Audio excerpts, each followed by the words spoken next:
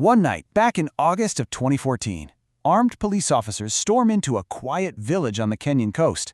They said they were after a dangerous criminal, but when everything was over, the person they carried out of the house, it wasn't a wanted man. It was a 14-year-old schoolgirl. Her name was Kwekwe Mwandaza. She was an only child, and she was dead. This is the story of her killing and the official cover-up that almost managed to bury the truth forever.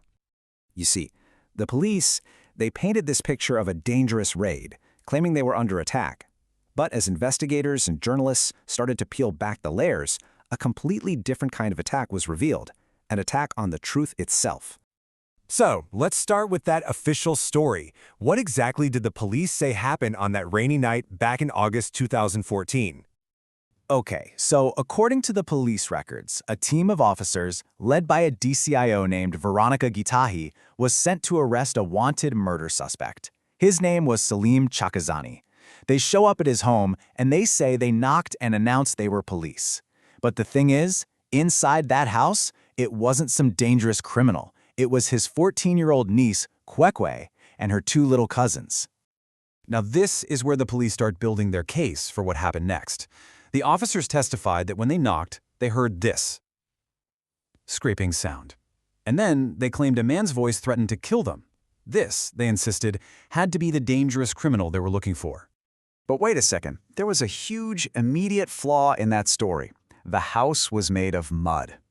The idea of sharpening a machete, a panga, against a mud wall, it just doesn't add up, does it? And that was really the very first thread that, when pulled, would unravel their entire story. And from the moment those shots were fired, the official story just started to crumble. It was buckling under the weight of its own contradictions and, frankly, the very suspicious actions of everyone involved. So the police story is there was a violent shootout, they fired in self-defense, and Kwekwe was tragically caught in the middle. But what they did immediately after is what's so bizarre. Instead of, preserving a crime scene, they took her body and, with help from the local chief, had her buried that very same night. Why the insane rush? And then came the first official document explaining Kwekwe's death. And it didn't say gunshot wound, it didn't mention a police raid, it said the cause of death was cardiac arrest. A 14-year-old girl, shot during a police raid, had officially died of a heart attack. This wasn't just a mistake, it was a blatant attempt to hide what really happened.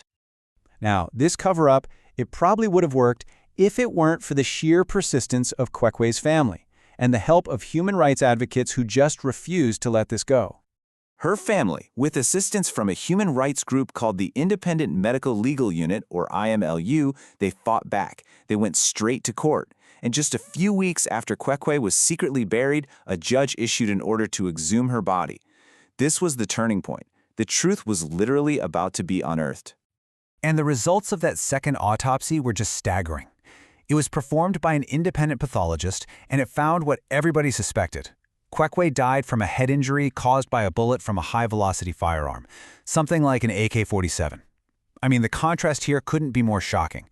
Cardiac arrest versus a bullet to the head. The cover-up was completely exposed. Once the real cause of death was out there, the rest of the police story just disintegrated. Ballistics tied 5 spent bullet casings found at the scene directly to the officers' guns. Cell phone data proved that the uncle they were supposedly after wasn't even in the area. And just heart-wrenchingly, Kwekwe's 2 little cousins testified that they heard her pleading with the officers, telling them her uncle wasn't home right before they shot her. So, with this mountain of evidence just completely contradicting the official narrative, the case finally moves into a court of law. The 2 officers, Veronica Gitahi and Isam Zai, were officially charged with murder. In court, the prosecution just laid it all out. The forensic evidence, the cell phone data, the eyewitness testimony from the kids. And the defense? They just stuck to their original story. They were under attack, they heard a man's voice, they found a panga. But you have to ask, if the uncle was this incredibly dangerous criminal, why was he never arrested later? Why was he even called as a witness for the prosecution in this trial? It makes no sense.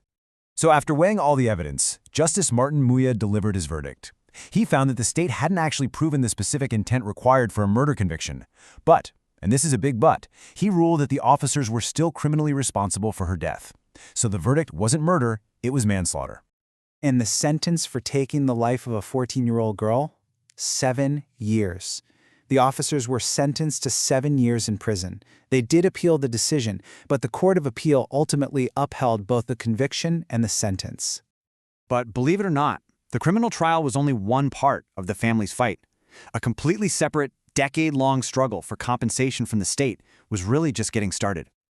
Just to put this family's long struggle into perspective, take a look at this. The officers, they served their 7-year sentence. They're free now. But Kwekwe's mother, who lost her only child, had to wait a staggering 11 years for the government to finally offer compensation for her daughter's life. In early 2024, nearly a full decade after Kwekwe was killed, the family was finally paid 5 million Kenya shillings. That's about 38,000 US dollars. And look, no amount of money can ever replace a child, but it does represent a formal admission of responsibility from the state.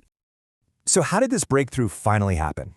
Well, the family's lawyer, Lucy Malago, explained that years of legal arguments were just going nowhere. So she tried a different tactic.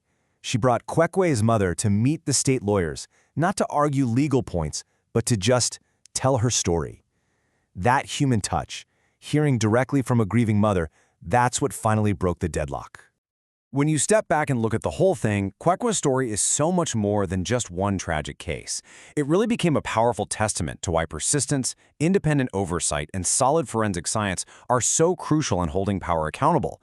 It showed that even when the system tries to bury its mistakes, the truth can be brought to light. The fight for justice for Kwekwe Mwandaza exposed one terrible cover-up, but it leaves all of us with a really haunting question, and one that applies far beyond just one village in Kenya.